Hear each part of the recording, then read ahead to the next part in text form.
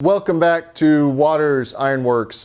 Today we are continuing in the many part series that we've had on nails and nail making. And we're going to take a look at 3 commercially available nail headers. These are all from Centaur Forge. They carry 3 different nail headers. There used to be a Centaur Forge here in Austin. They closed a couple years ago. And when they were closing that store down, they had a pretty good sale. So I went down there and picked up a bunch of stuff from them, including these 3 nail headers. As you guys know, I've made a ton of nails in my blacksmithing career. And I said, well, I'd love to have some professionally made nail headers that I could use while I'm out there making my nails. So let me give you my overall impressions of these. Like I said, there are 3 different sizes: 3/8, 5/16, 1/4 inch. I don't know that the difference between a 5/16 and a 1/4 inch for your homemade nails is valuable. Those feel like they are too close in size to me. If you're going to buy the nail headers, my recommendation, get the 3/8 inch one, get the 1/4 inch one. And you're probably good. I would skip the middle size. It feels kind of like it's looking for a home. It's just too close to the 1/4 inch size. I think for a homemade nail and the accuracy that you're going to have with these, for that to be really a value to have that 3rd size in there. Overall, these are very sturdy, very hefty. They don't say exactly what type of steel they're made out of, but I'm sure it's some sort of tool steel here, so that these things will last you forever. And like I said, they're hefty. These, I weighed them. They clock in at about 1.6 pounds. And to me, that's actually the biggest drawback on these nail headers, right? So we've got a 1.6 pound nail header here. We have the nail header that we forged out of a railroad spike that is 0.7 pounds. So this is almost a pound lighter. And that makes a big difference in how these two feel. This is light, it's pretty nimble. You can do a lot with it. It is heavy. It is a little bit tiring to move this around and to work with it.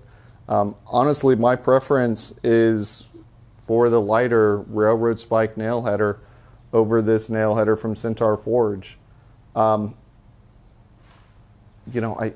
think it's just too heavy. I'm also not a big fan of the fact that it's got a solid loop here, which means that it's a little more challenging to hang this off of things than if it's got the open loop on it. You really now need something dedicated, a hook that you can put this on, rather than a bar or something like that. So hanging it on your tong racks means that you need an S-hook or something to hang it with.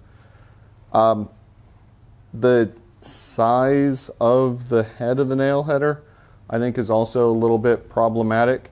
As you're going to work over the hardy hole or anything along those lines, it is hard to make sure that you're kind of lined up, right? I mean, you can see just the difference in size there. So overall, is this thing going to last forever? Yes. Does it have the advantage, unlike the nail header that we made last week or a couple weeks ago, that it is actually square with the handle? Yeah, but we could have done that ourselves if we'd been paying a little bit more attention. This is also $35. So if you want to get like the 3/8 inch and the 1/4 inch, so that you've got nail headers and you're not having to make them yourself, you're in $70 for a couple nail headers. And it's a lot, right? This is not a hard tool to make. The skills that you need and the material and the metal that you need to do it are not hard things. Making a nail header in itself is a pretty good beginning blacksmith project. It doesn't use any advanced skills.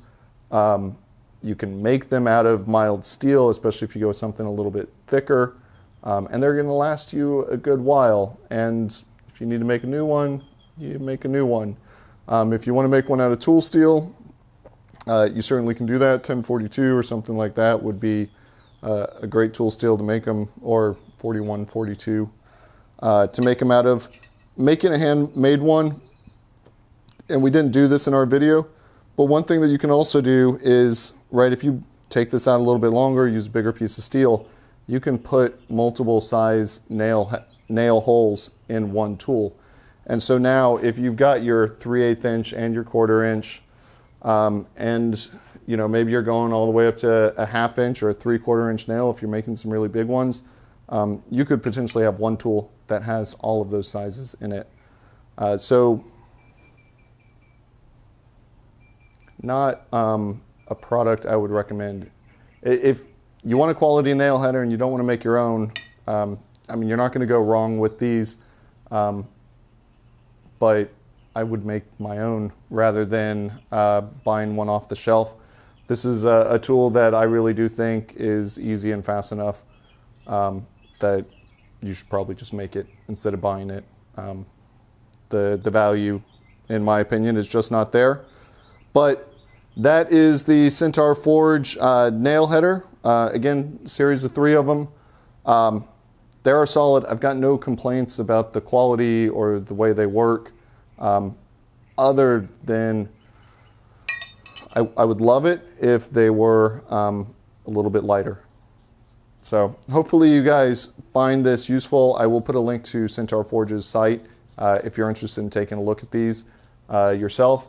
I'll also put a link to the video on how to make your own nail header, which is the way that I would recommend going. But thank you guys so much for another video in the nail making series. Happy forging, and I'll see you next week.